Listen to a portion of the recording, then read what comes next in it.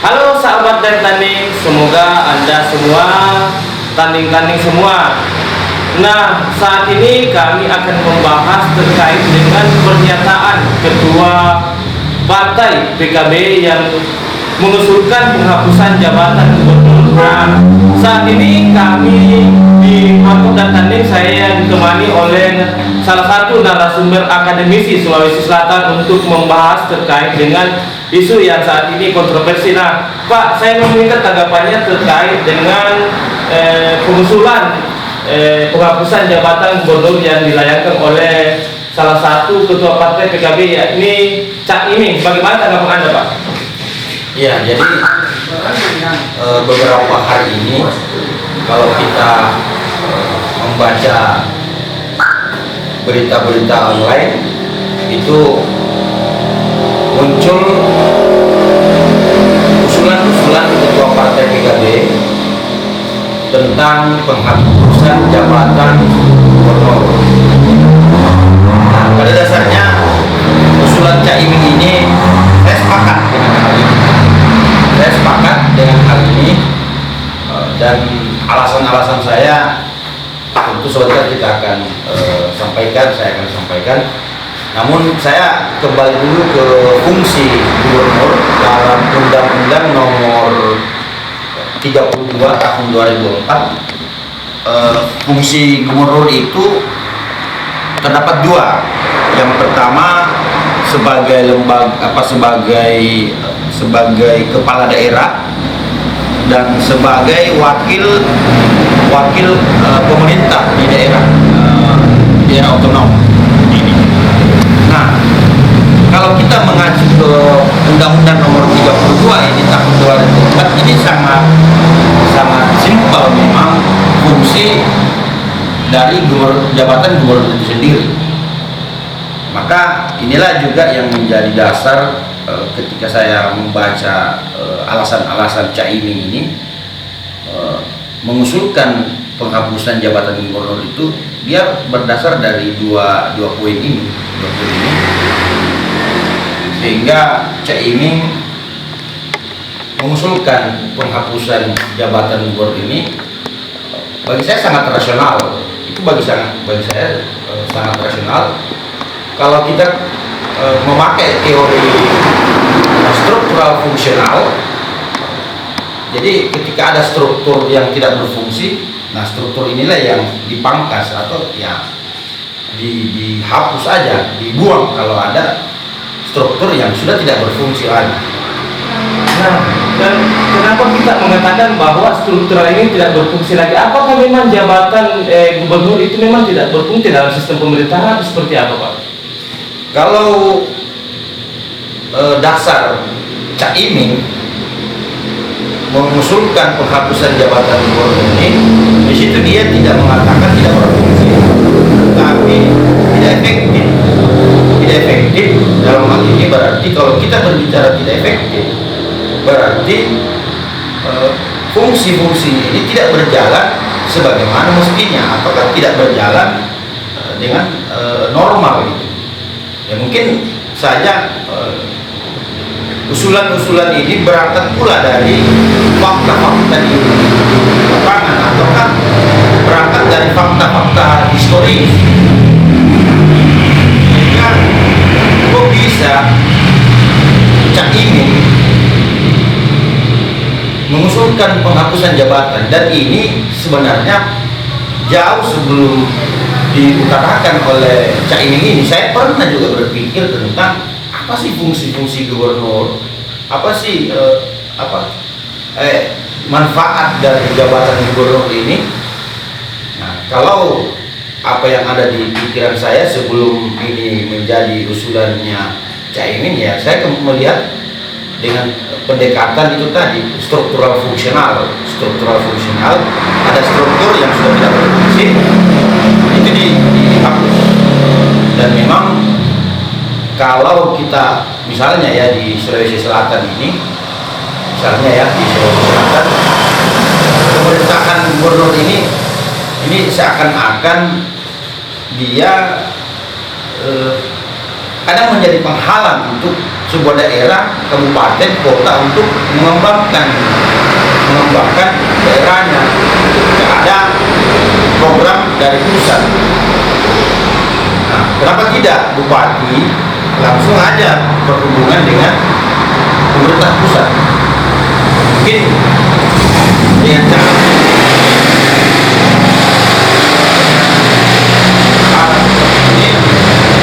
bupati, wali kota bisa lebih leluasa mengelola program pusat atau kan mengelola anggaran yang datang dari pusat. Berarti dalam hal ini Pak, tugas gubernur dan wali kota ini berarti hampir mirip sama ya Pak dalam menjalani sistem pemerintahan atau seperti apa Pak? Kalau gubernur itu kan kita sudah tahu bersama bahwa dia menaungi beberapa kabupaten. Kalau di Provinsi Sulawesi Selatan ini kurang lebih 30 kabupaten yang telah dinaungi. Kalau wali kota kan jelas bahwa wali kota itu sama dengan bupati, hanya dia di kota, ibu kota daerah. Misalnya kalau di Sulawesi Selatan, ibu kotanya Sulawesi Selatan itu adalah Makassar. Dalam hal ini Pak DP sebagai wali kotanya. Itu fungsi jabatannya sama dengan bupati. Nah, ini kan diskusi kita adalah gubernur. Itu pun kita acuannya adalah usulan ketua PKB Caimin dalam ini. Dan kalau saya membaca usulan-usulannya Caimin itu rasional bagi saya.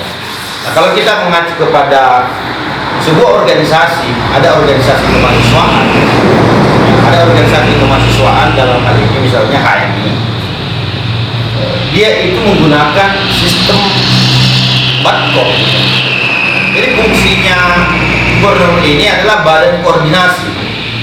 Nah, badan koordinasi yang bagaimana menjadi perpanjangan tangan antara pengurus besar di pusat Batko dengan cabang-cabang di Makassar. Ternyata pengurus-pengurus cabang ini yang kalau kita sandingkan dengan kabupaten, ini sama pengurus cabang dengan kabupaten itu ternyata mereka jauh lebih mampu untuk berkreasi, mengembangkan. Dan selama ini Batko ini dalam hal ini gubernuran, dia hanya berfungsi ketika misalnya ada hal-hal tertentu,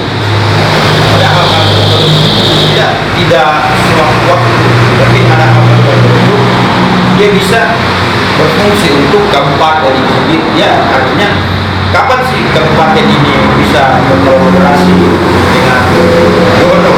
Itu sewaktu-waktu, itu hanya sewaktu-waktu saja, bukan setiap saat apa setiap hari. Fungsi-fungsinya ini mampu untuk mengembangkan sebuah kabupaten.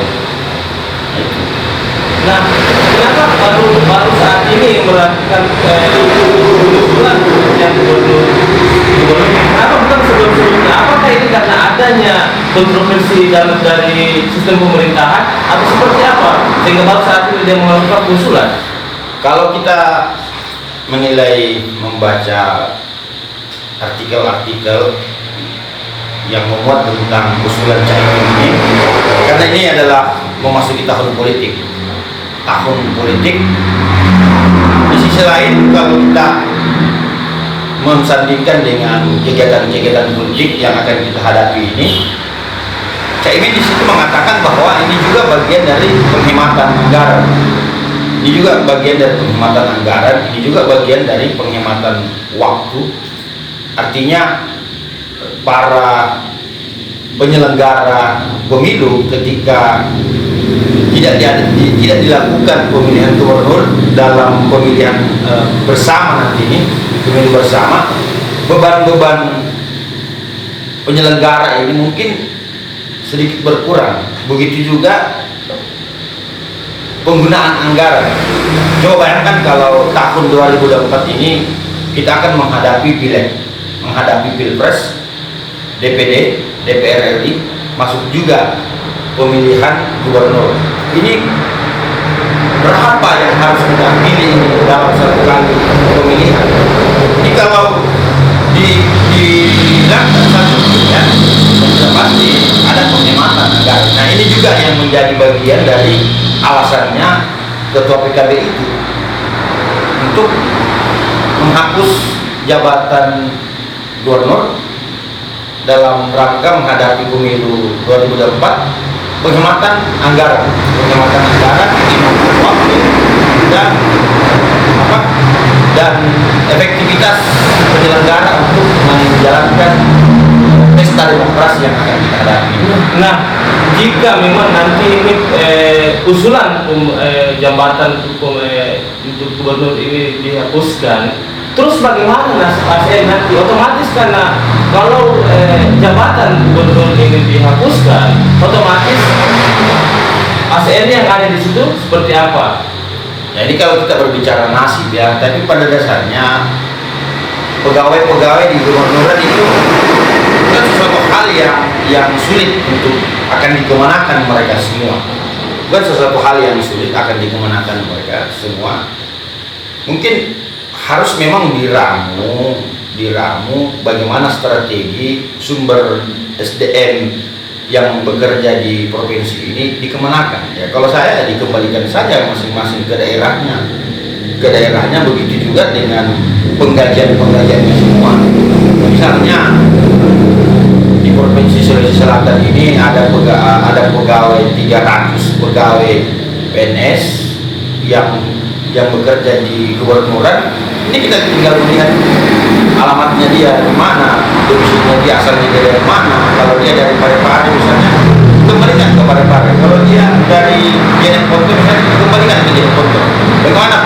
Bagaimana penggajian ya, dana yang dari pusat ya langsung aja diserahkan ke daerah masing-masing tentang penggajiannya, supaya ASN ini yang dari gubernuran masuk kembali ke daerah tetap bisa bekerja karena gajinya tetap berjalan. Jadi saya rasa bukan sesuatu hal yang sulit untuk dipikirkan kalau saya, karena kan selama ini juga banyak pegawai gubernuran kembali ke daerah masing-masing dan itu tetap berjalan gajinya.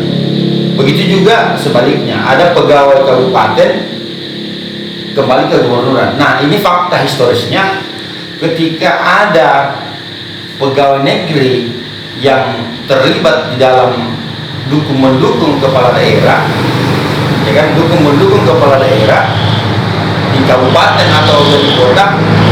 Nah ketika dia tidak ingin diintervensi, dia tidak ingin dijadikan sebagai lawan politik, maka inisiatifnya para ASN ini pindah ke gubernuran. Nah sekarang saja kalau kita di Gubernur Sulawesi Selatan itu bisa pindah dengan catatan TPP kalau tidak salah itu tidak mendapatkan. Nah, artinya berarti pembiayaan di gubernuran ini kalau ada ASN yang mau pindah dengan catatan beberapa tahun tidak menerima TPP, artinya gubernuran tidak bisa membiayai ASN itu. Makanya silahkan pindah dari kabupaten wali kota ke provinsi, tapi dengan catatan ini adalah polemiknya, ini adalah persoalannya ASN yang di tingkat gubernuran. Ini adalah persoalan tingkat gubernuran. Apakah dengan penghapusan jabatan gubernur itu akan bisa mengurangi anggaran atau seperti apa? Pastinya bisa mengurangi anggaran di level gubernur, dan pastinya juga bisa menambah anggaran ke daerah masing-masing. Misalnya ya, ini mungkin untuk kalkulasi ekonomi, auditor keuangan, misalnya bagaimana anggaran-anggaran masuk di gubernuran ini didistribusi ya untuk secara merata. Misalnya apakah anggaran dari gubernuran ini ketika usulannya Caimin ini terjadi benar-benar penghapusan jabatan, ya kan? Nah, pasti anggarannya juga akan ikut hilang pastinya. Nah, mungkin rumusannya adalah bagaimana anggaran yang masuk di gubernuran ini buat mekanisme tersendiri terkait pendistribusian anggaran. Ya misalnya dilihat Kota Makassar berapa anggaran yang harus didistribusi dari gubernur ke Makassar, Kota Makassar. Ya, mungkin mekanismenya adalah melihat jumlah ASN-nya, melihat jumlah penduduknya, melihat kondisi ekonominya. Misalnya Kabupaten Jeneponto ini kan beberapa yang lalu masuk dalam kategori daerah tertinggal. Nah, dengan penghapusan anggaran gubernuran ini yang mungkin aja bisa didistribusi lebih banyak dari daerah-daerah lain. Jadi kita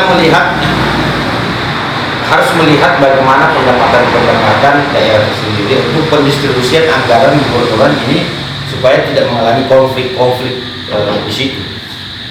Oke, sahabat dan Taning, itulah tadi tanggapan yang disampaikan oleh salah satu akademisi di Sulawesi Selatan, Pak Hardianto.